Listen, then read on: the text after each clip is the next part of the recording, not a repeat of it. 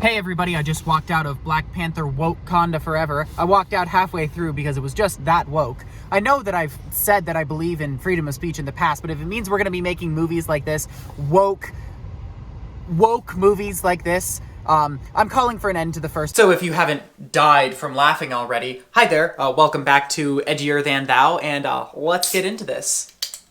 If you're curious, my overall thoughts, I think that you'll enjoy this movie. I think it was pretty good. As far as I can tell of the Marvel products this year, and I think I've seen almost all of them, this was probably the best. The only one that I could think might contend with it is Werewolf by Night, and the only reason I say that is because people said it was good. I didn't see it. That said, I do have a lot of issues with this movie, and quite a bit of praise for it, so let's get into it. Starting with kind of the more basic, like procedural stuff, the stuff you'd expect from any movie. I took notes while I was watching, and one of the things I noticed was that in some of the scenes, the editing felt really off. There were a couple of points where it edited to like a new scene, and then I thought, oh, okay, cool, there's like a time skipper where we're on to the next day, and then it would cut back to the original scene, and I was like, oh, so apparently these are like events that are going on at the same time, and it just didn't feel that way at all. There was kind of like an extra break. There were also moments where a character would like clearly not be finished talking, or there'd be like an extra beat after they were finished talking, and it just like, it made the flow or the pacing a little bit confusing at times. That said, there were also some really solid editing moments, and I liked those when I saw them. Every performance in this movie was good. I definitely didn't have anything that I wanted to single out as problematic or confusing, except maybe one that had a couple of lines, but that one's a bit spoilery, and I am going to get into spoilers here, but I don't want to spoil some of the like very end, like the final third stuff, so I'm not going to talk about it. If you care about it, they did make what kind of felt like a bit of a lore-breaking Ultron joke, where they implied that the people of Wakanda didn't know about the whole Ultron situation. And I was like, you guys are literally like the smartest, most connected nation on the planet, and you're telling me that you didn't find out about that? And I don't know, that might have just been a joke, or maybe they were in on it, I don't know, but I thought it was kind of funny. And I will say that this movie did make Wakanda seem genuinely badass. There were several moments of it where it kind of set into me that, of course, because this nation is so incredibly technologically advanced, like, of course they've got people all over the place. Of course they could do anything at any time. They could kick anyone's ass without even breaking a sweat. And I don't know, that just felt really cool. There was a scene at the UN at the very beginning where I was like the Queen of Wakanda is sitting there and talking and stuff, and I was like, oh gosh, these people better be freaking terrified, because like, From everyone else's perspective, the nation of Wakanda is just like a country of gods. They handled Chadwick Boseman's death about as well as one can expect. Some of it definitely felt maybe a little bit like cynical, like appealing to your emotions and everything about like a beloved actor being dead, and I wasn't super comfortable with that. But it's also like, I don't know what I expected going into a Disney product that kind of contains like his most famous role, whether you like that or not.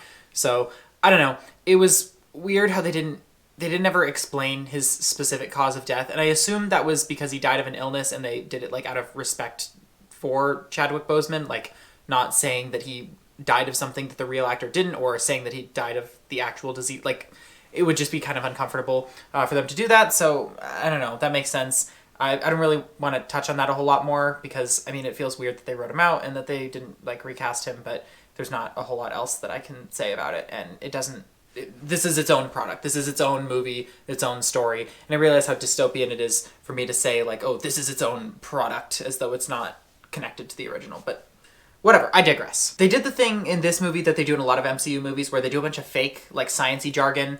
They did the same thing, especially noticeable in the first Doctor Strange movie, where several of the conversations between doctors were just, like, gibberish, or stuff that anyone with a very basic medical knowledge could easily refute or criticize, and they definitely did that in this one. I believe, and I could be mistaken, that they had a moment where they were using a defibrillator and chest compressions on the same person, and maybe there's some scenario where you would do that, but as far as I'm aware, those two things kind of have antithetical purposes, so I don't know why you would be using them on the same person. Could have been an editing thing that I misunderstood, but still. And another thing was Ironheart. She was in this. I thought she was pretty cool, but she's obviously a genius, right? She's arguably one of the smartest people in this universe, and they had her have some conversations and lines that I thought were just a little bit baffling, like when she talked about differential equations, and it was like, I guess, supposed to be some demonstration of how smart she is, but it's also like, okay, that's a fairly basic calculus concept. Like, not to say that if you don't know what those are, you're an idiot,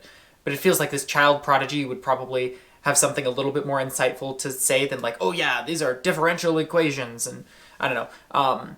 And they also, the like translations on the bottom of the screen were kind of cool in that they would be orange when they would use the language that the people of Wakanda use, and it would be blue when it was the people of Tanaka. Oh, I should have looked this up. Talakan, that's what it is. But anyway, they did the different colors of subtitles, and I thought that was cool, and I don't know what the languages were specifically. Probably really easy to look up. But in any event, I noticed that one of the Wakandan subtitles said Mayday, as in like Mayday, which is derived from French, and I thought, wouldn't they have like another term for that? It just feels weird that they would use that very specific word or something that translates directly to it, and I don't know. I'm not a linguist. I could totally just be like misunderstanding something, but that was just something that I noticed. We also got not one, but two cameos from Anderson Cooper, which was just a thing that happened. I don't really have anything else to say. Anderson Cooper was in this twice. But anyway, getting into some more serious and important stuff, they had a scene on the ancestral plane, which I think is fairly obvious. I'm not going to spoil how it goes. I really liked it, and I thought it was kind of the best version of that scene that there could have been. There were some like minor quibbles that I would have had with it, but ultimately I thought that that was definitely the best direction that they could have taken someone going there, especially given, obviously, Chadwick Boseman wasn't going to be there. And I could go on and on about character and stuff, because there were definitely some really interesting characters here, and I felt like everybody had a distinctive personality and something going on, to a surprising degree, like better than other Marvel movies handle it. It's not that important to the topic of this video, which is, I cannot believe that Marvel did this again with another Black Panther movie where the villain of the movie is basically right, and so they just like make them do something really evil in order to make them look like the bad guy. And in this case, even the music was in on it. The music in this film frustrated me a little bit because obviously the score was very competently written, and I don't want to criticize that. It didn't have very much of some of the, I don't know if the motifs, I don't know if that's the right word, from the original movie, and that was kind of disappointing. But there's one scene with Namor, who, spoilers, is the villain, where the music is, like, so evil. Like, it's really trying to sell you that he's the bad guy, you know? It's overpowering to a ridiculous degree. Like, if this were in Star Wars, people would be like, hey, that's a bit much, you know? And it's like, if you need to have your music make him look that bad, to overcompensate for the fact that he's a pretty sympathetic character, maybe you should go back to the drawing board and try and like reconsider what your story is. The basic premise is Namor is basically the ruler of like an underwater Wakanda. The origin of their city and their nation is kind of similar to Wakanda's, where I believe it was a meteor and it was another herb and everything. And they were basically, when they took the herb, they were no longer able to breathe air, so they went underwater, and he's the only one who can breathe air and water. And anyway, that all happens. And then, of course, when they come back up to land, they see that the conquistadors are just in there just, like, wrecking shit and, like, killing people and all of that. And so it's like, okay, obviously they have this grudge against the surface world. And then, you know, he lives for a very, very long time, and now we're in the present. And he's seeing that the surface world is going to town on Wakanda, constantly trying to steal their stuff through violent means. And so, of course, he sees that and is like, all right, we got to do something about this. Let's launch a preemptive strike. And does he go a bit far? Yeah. It does seem kind of like he wants to genocide the entire planet in order to protect his own people. Okay, fine. But, like, he's 100% justified in wanting to do something about this, right? Like, I'm not wrong in that, am I? But the movie never really does anything about that. By the end of the film, there's not a whole lot of resolution to that plot line. So it's almost worse than the first one, because at least in the first one, at the end of it, they were like, hey, okay, yeah, Killmonger was super violent and was kind of a bad guy, but he did have some good points, so why don't we, you know, change the way that we structure our nation in order to go out and, like, help other people. And do they do enough work to help people? No, they don't. And they basically just become, like, neoliberals, and it's whatever. It's annoying. But in this one, it's never addressed that, like, yes, the United Nations is trying to steal this African nation's resources, and if they're willing to do that to Wakanda, a nation who's pretty famous for the fact that they tried to save the planet from Thanos, right? Imagine what they're going to do to a race of blue people underwater that no one's ever heard of. Of course they're going to be able to get away with more shit. And it's never dealt with. And it's like, yeah, of course he has a reason to be angry. Why is no one doing anything about this? And they have, like, a line about it where they say that they're going to protect them and everything, but there's no clear resolution as to what that means, what that looks like, because they need to seriously restructure their relationship with the rest of the world if they're going to prevent this entire, like, these huge military forces from attempting to close in on these largely innocent people at the bottom of the ocean. And so then, of course, the music just sounds like evil. Like he's the worst person on the planet. And it annoys me because I'm like, I sympathize with this dude. I get it. Is he going a bit too far? Yeah, but like there should be a conversation there. No one at any point tries to discuss some way that they can deal with the world that isn't either like do genocide or don't do genocide and do nothing. And I just